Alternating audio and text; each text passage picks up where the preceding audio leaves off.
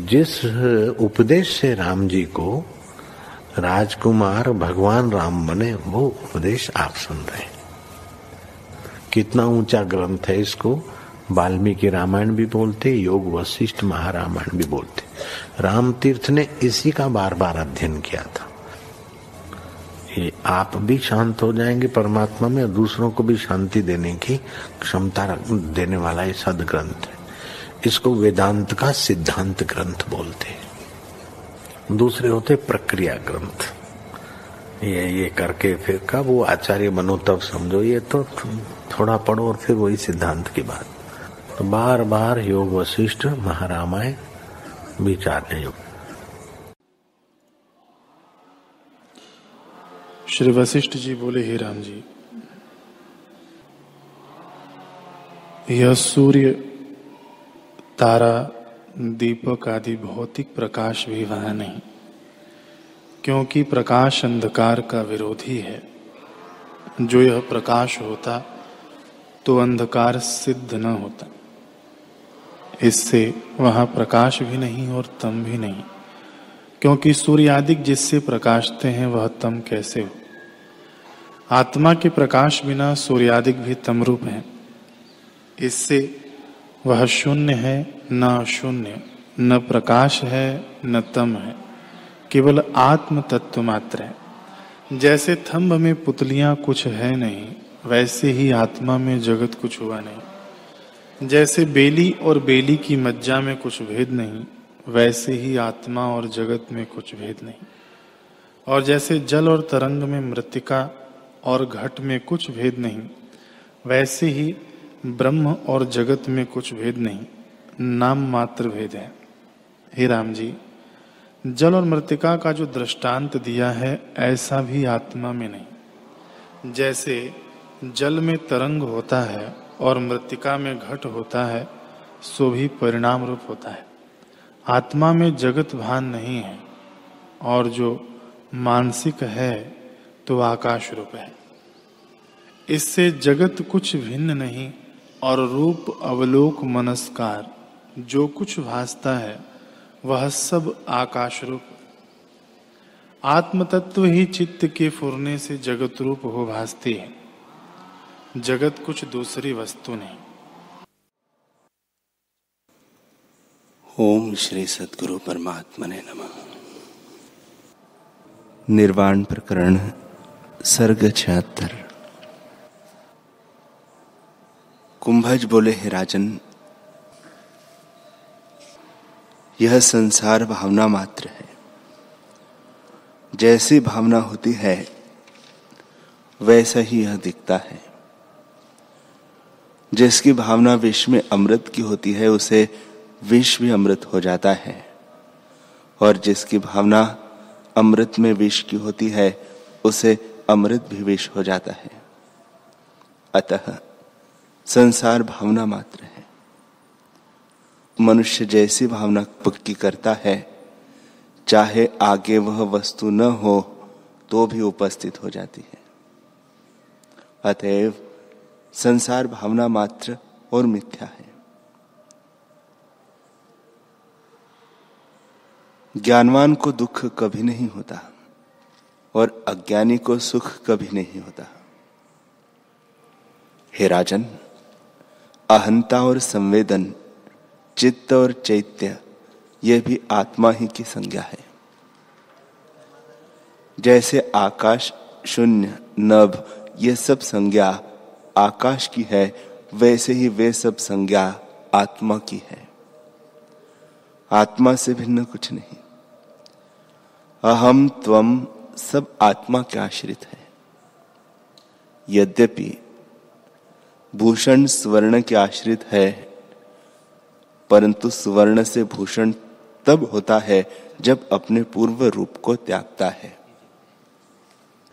आत्मा वैसा भी नहीं। वह केवल एक रस और अपने आप में स्थित है। कभी परिणाम या विकार को नहीं प्राप्त होता। यह संवेदन आत्मा का चमत्कार है, और आत्मा सत असत से परे है।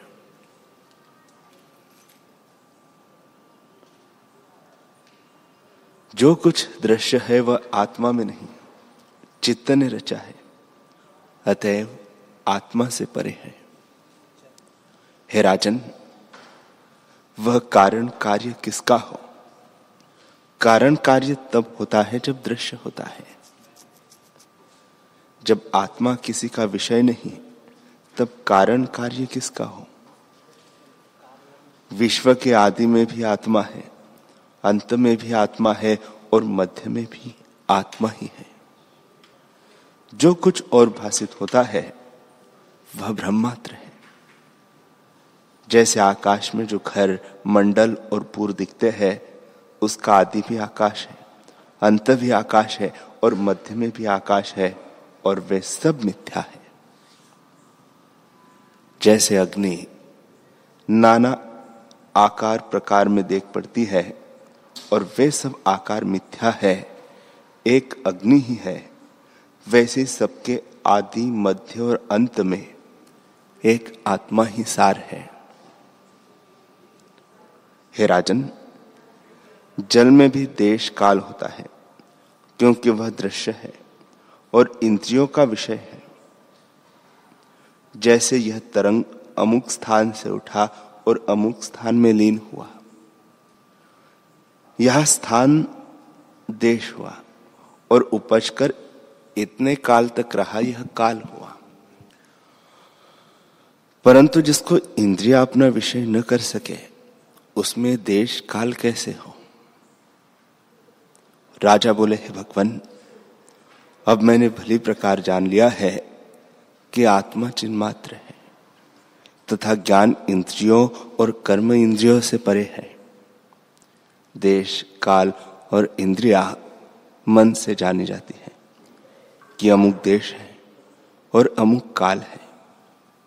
पर जहां इंद्रियां और मन ही नहीं, वह देश काल कहां हो? कुंभज बोले, हे राजन, जो तुमने ऐसा जाना तो तुम जागे हो। आत्मा, देश काल, आत्मा में देश काल कोई नहीं। यह जीव मन और इंद्रियों से जानता है कि यह देश है और यह काल है। जो इनसे रहित होकर देखे तो आत्मा ही दिखे, और जो इन सहित दिखे तो संसार ही दिखे। हे राजन, इनसे रहित होकर देखो, तुम में कुछ संसार न रहे कि अमुक प्रश्न किया और अब अमुक प्रश्न करूं। संसार तब तक होता है जब तक इनका संयोग अपने साथ होता है। हे राजन, ब्रह्म से ब्रह्म को देखो और पूर्ण को देखो, जिसमें तुम भी पूर्ण हो। जब तुम पूर्ण होंगे तब सब और अपने को ही जानोगे। सब संज्ञा तुम्हारी ही होगी और उस निर्वाच्य पद को प्राप्त होंगे जहां इंद्रियों की गति नहीं है। केवल आकाश रूप है। जैसे आकाश अपनी शून्यता से पूर्ण है, वैसे ही तुम भी अपने चैतन्य स्वभाव से आप पूर्ण होंगे। जब तुम मन सहित क्षण इंद्रियों से रहित होकर देखोगे, तब अपने को, फिर यदि इन सहित भी देखोगे तो भी तुम्हें चैतन्य आत्मा ही भासित होगा। संसार का शब्द और अर्थ तुम्हारे हृदय से उठ जाएगा। शब्द अर्थात संसार है। यह कहना और अर्थ अर्थात उनको सच जानना, केवल आकाश रूप आत्मा ही भासित होगा। संसार संवेदन मात्र है और संवेदन चित्त शक्ति का चमत्कार है। यही चित्त शक्ति ब्रह्मा के रूप से स्थित हुई है और संसार को देखने लगी है। जब तक शक्ति अंतर्मुख होती है, तब आत्मा ही देख पड़ता है, जो सदा एक रस है। और जब बहिर्मुख होती है तब संसार देख पड़ता है।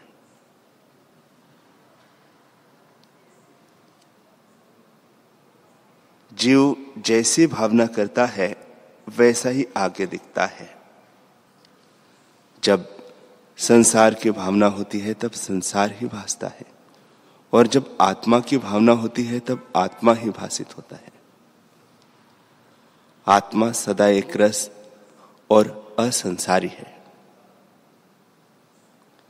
ऐसे हे राजन, तुम आत्मा की भावना करो कि तुम्हें आत्मा ही भासित हो।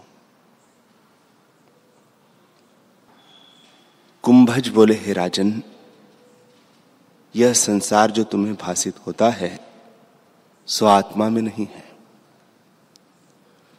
केवल शुद्ध आत्मा में जो अहम उत्थान है वही संसार है।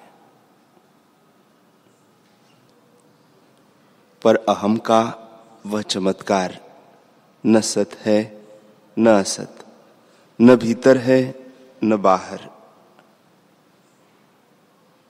न शून्य है न अशून्य, केवल अपने आप में स्थित है।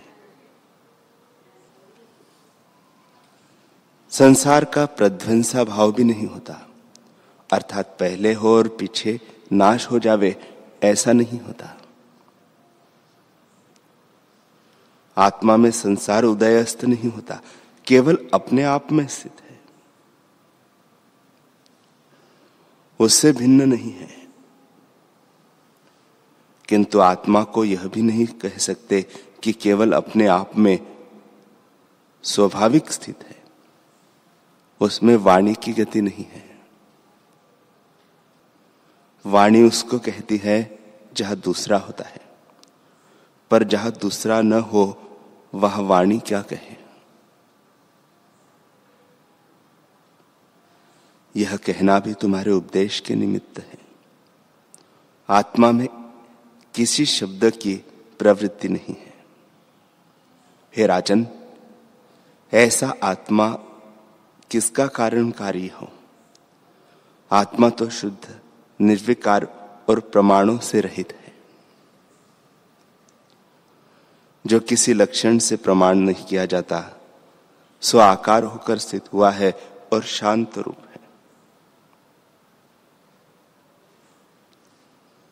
हे राजन, ऐसा आत्मा किसका कारण कार्य हो?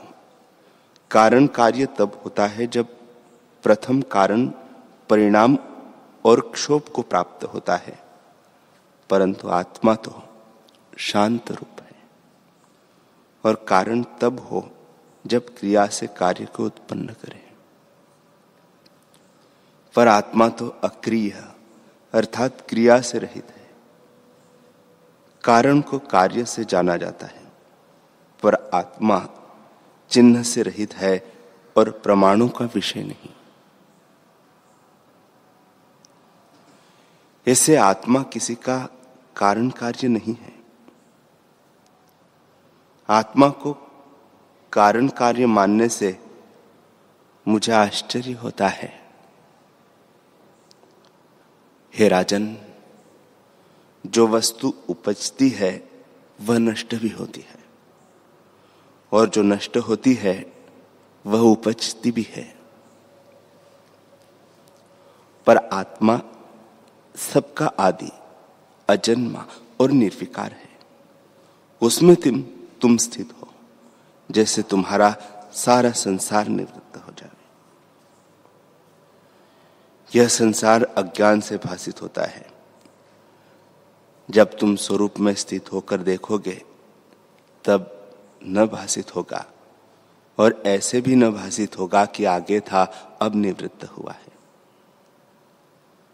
तब तो एक रस आत्मा ही दिखेगा और जीव केवल शून्य आकाश हो जाएगा। संसार से रहित होने को शून्य कहते हैं। चैतन्य रूप नाना होकर भी वही है और एक भी वही है। शून्य और शून्य से रहित भी वही है, द्वैत रूप भी वही है और अद्वैत रूप भी वही है ऐसा भासित होगा। कुंभज बोले, हे राजन, जो कुछ तुम देखते हो सो सब चैतन्य घन है, उसमें अहम त्वम शब्द कोई नहीं। अहम त्वम शब्द प्रमाद से होते हैं। जब आत्मा में स्थित होकर देखोगे तब आत्मा से भिन्न कुछ न दिखेगा। फिर अहम त्वम शब्द कहाँ भासित हो? हे राजन,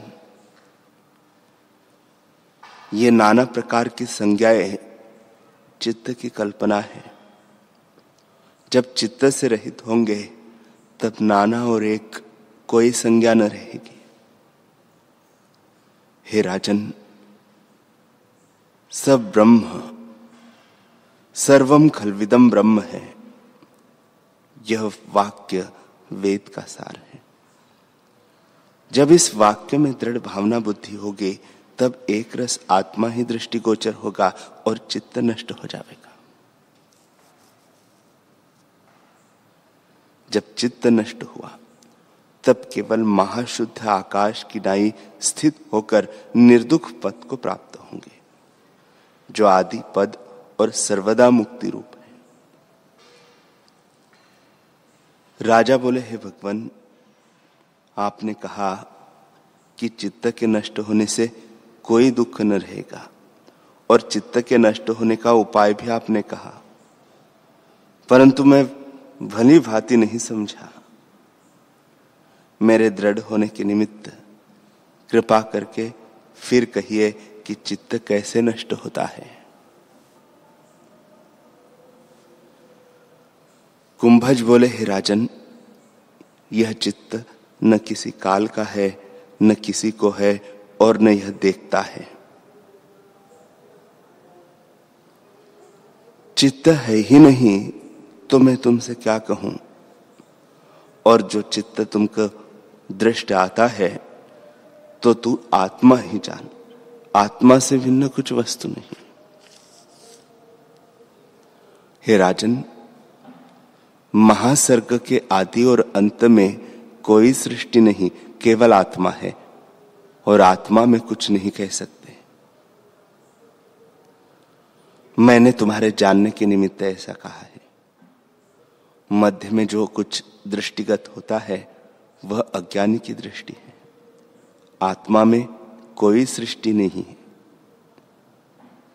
आत्मा किसी का उपादान कारण या निमित्त कारण भी नहीं है, क्योंकि वह अच्युत है, परिणाम को नहीं प्राप्त होता। उपादान भी परिणाम से होता है। आत्मा शुद्ध निराकार आकाश रूप है, तब वह कारण कार्य किसका हो। चित्त भी वासना रूप है और वासना तब होती है जब कोई वस्तु होती है। जब आगे सृष्टि नहीं तब वासना किसकी जगह और चित्त में संसार की स्थिति कैसे हो। इससे चित्त कुछ नहीं। यह विश्व आत्मा का चमत्कार है। आत्मा में कोई सृष्टि नहीं है। वह केवल निरालंब अपने आप में स्थित है। हे राजन, संसार भी नहीं हुआ और चित्त भी नहीं हुआ, तब अहम आदि शब्द भी आत्मा में नहीं हो सकते। ये शब्द तब होते हैं जब चित्त होता है, और चित्त तब होता है जब तक वासना है। जब निर्वासनिक पद को प्राप्त हुआ तब कोई कल्पना नहीं रहेगी।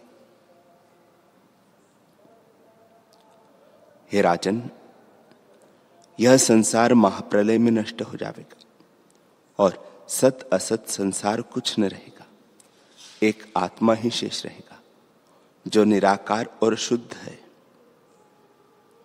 जब तक महाप्रलय नहीं होता तब तक संसार है।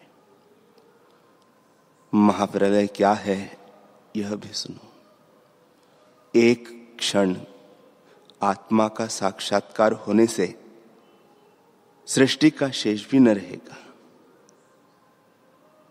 ज्ञान ही महाप्रलय यानी अत्यंत प्रलय है और अब जो देख पड़ता है सो मिथ्या है। यह क्रिया भी मिथ्या है और इसका भान होना भी मिथ्या है। जैसे स्वप्न की क्रिया भी मिथ्या है और उसका भान होना भी मिथ्या है, वैसे ही जागृत संसार स्वप्न मात्र है और कारण बिना ही यह भासित होता है। जो कारण बिना है वह मिथ्या है। इसका कारण अज्ञान अर्थात अपना रूप न जानना ही है। जब अपने रूप को जाना तब अपना रूप आप ही भासित होगा। जैसे स्वप्न में अज्ञान से भिन्न आकार भासित होते हैं, पर ज्ञान से जीव जागता है तब अपना रूप आप ही जानता है कि मैं ही था। हे राजन, मुझे तो एक आत्मा ही देख पड़ता है। आत्मा से भिन्न संसार नहीं भासित होता। इस संसार की स्थिति मानना मूर्खता है। यह सदा चल रूप है। वेद, शास्त्र और लोग भी कहते हैं कि संसार मिथ्या है और मनुष्य आप भी जानता है कि यह नष्ट होता देख पड़ता है। तो फिर इसमें आस्था करना मूर्खता है। आत्मा में संसार नानाविध या एक रूप कुछ नहीं है। आत्मा सर्वदा अपने आप में स्थित, शुद्ध और अच्युत यानी ज्यों का त्यों स्थित है।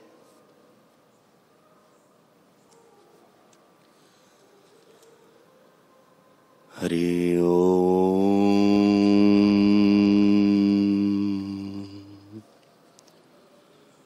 हरि ओम।